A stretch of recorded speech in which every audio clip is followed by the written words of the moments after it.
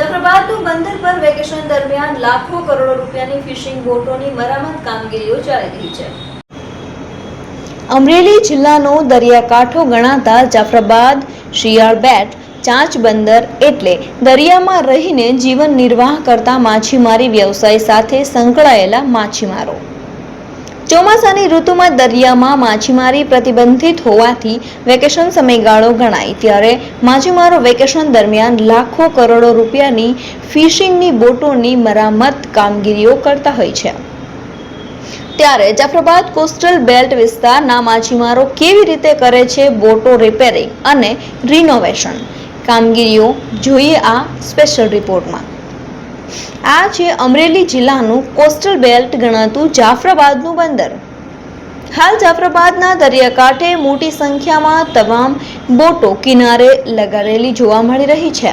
જાફરાબાદ, શિયાળબેટ, ચાંચ બંદર સહિતના દરિયાઈ ખેડૂઓ માછીમારી કરીને પોતાનું જીવન નિર્વાહ કરતા હોય છે. જ્યારે ચોમાસાની ઋતુઓ દરમિયાન સરકાર દ્વારા દરિયામાં માછીમારી પ્રતિબંધિત હોય છે. આથી જાફરાબાદ પંથકની 700 જેટલી બોટો કિનારે લગાડેલી જોવા મળી રહી છે. આ વેકેશન દરમિયાન માછીમારી વ્યવસાય સાથે સંકળાયેલા ખારવા અને કોળી સમાજના માછીમારો પોતાની બોટોને રિનોવેશન કામગીરીઓ હાથ ધરતા હોય છે ને નવી બોટો તૈયાર થતી હોય છે. જે બોટોમાં લાંબો સમય સુધી ફિશિંગ કરેલી માછલીઓ બોટમાં સલામત રહી શકે તેવા કોલ્ડ સ્ટોરેજ, માછીમારી કરવાની જાળીઓ રિપેરિંગ સહિતની બોટની નાની મોટી કામગીરીઓ બંદર ખાતે પૂર બહારમાં જોવા મળી રહી છે. ત્યારે બોટો રિપેરિંગ સાથે ચોમાસામાં માછીમારોના લગ્ન પ્રસંગો અને વ્યવહારિક કામો પૂર્ણ કરવાની ખલાસીએ જણાવ્યું હતું. મારું નામ ધવલ સોલંકી છે. અટાણના અમારે 10 મહિના બોટું જે દરિયામાંથી જે ફિશિંગ કરીને જે આવેલી છે તેના 74 દિવસ બંધનો સમય છે. આમાં બંધના સમયમાં અમારે બોટનું રિપેરિંગ કામ, મેન્ટેનન્સ, મશીન માટે મેન્ટેનન્સ, જાળ સીવવાની, લગનગાળો અમારે જે આવે છે 15-20 દિવસનો વચમાં, એમ કરીને કુલ અમારે 74 દિવસ આમાં જે નીકળશે મેન્ટેનન્સમાં. પછી અમારે 15/8 એટલે કે 15 ઓગસ્ટના અમારી બોટો પાછી રવાના વિધિવત મુહૂર્ત કરી રક્ષાબંધનની પહેલા અમારે વિધિવત નારિયેળ પૂનમ કરીને અમારી બોટો દરિયામાં ફિશિંગમાં જશે. ખલાસીઓનો ફેરફાર થાય બધે?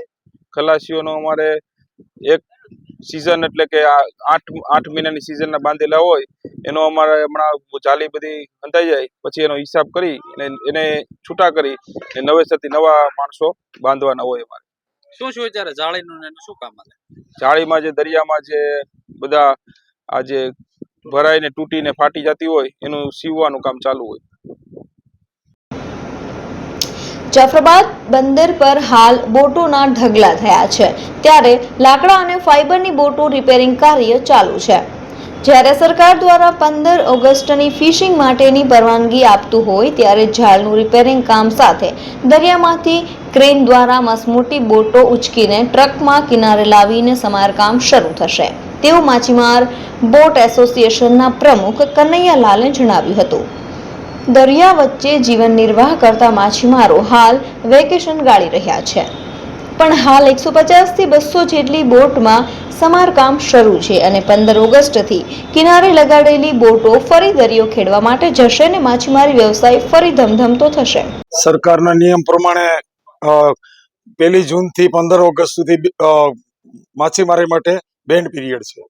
આ દરમિયાનમાં બોટો ક્રેનથી ઉપર લેવી, જાળો રિપેરિંગ કરવી, બોટોમાં કઈ નાનું મોટું રિપેરિંગ કરવું, એન્જિનમાં રિપેરિંગ હોય, આ બધું વર્ક આ સમય દરમિયાનમાં થાય. અને એ પછી અમારે ચોમાસામાં લગ્ન ગાળો હોય. અમારે માછીમારોને વધારે પડતા ચોમાસામાં જ લગ્ન થાય એટલે આ વ્યવહારિક કામો, લગ્ન પ્રસંગો આ બધું કરવાનું થાય. આપણે આ બંદરમાં કેટલી બોટો છે? આપણે જાફરાબાદ બંદરમાં 700 બોટ અને બાજુમાં પછી રાજપરા નવા બંદર એમાં 700 ઉપર, એમાં 2 બંદરો થઈને બોટો છે.